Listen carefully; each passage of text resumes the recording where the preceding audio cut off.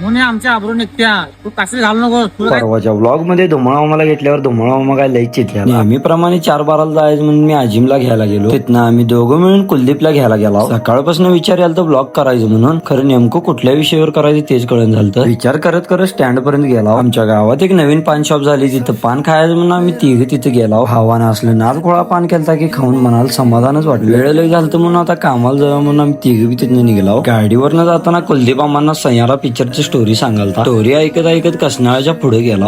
रस्ता केवढा बेकार झाला की कळतच नाही. रस्त्यावर डबरा आहे का डबऱ्यावर रस्ता. रस्त्याला नावं ठेवत ठेवत आम्ही रेंदाळपर्यंत गेलो. इथे जव्हार कारखान्याच्या पुढे जाऊन बघताव तर लोक इथे क्रिकेट खेळायला. मित्रांनो, खरं आयुष्य तर इनेच जगाले आणि आमचं आयुष्य मात्र फर्स्ट सेकंड थर्डच्या शिफ्ट मध्ये अडकून राहिलं. आता नशिबाला दोष देऊन बी काय उपयोग नाही. MIDC मध्ये गेल्या पहिल्या मामाकडे गेला. एकच बनपावर राहिला तेवढा घेऊन मी कुलदीप आणि आजिम गेला युनिट 5 कडे. तर या दोघांना बी सोडून मी गेलो आमच्या कंपनीकडे. आज बी कामाला जायला लय वेळ झालं. मशीन पार्टनर संघ या रस्त्यावरच कम्युनिकेशन केलं. परवाचा व्हिडिओ व्हायरल झाल्यामुळे काही धुमळा मग तोंड दाखवणं झालं. मित्रांनो, ब्लॉग कसा झालाय ते कमेंट मध्ये सांगा. लाईक करा, शेअर करा आणि जाता जाता तुमच्या भावाला फॉलो करा.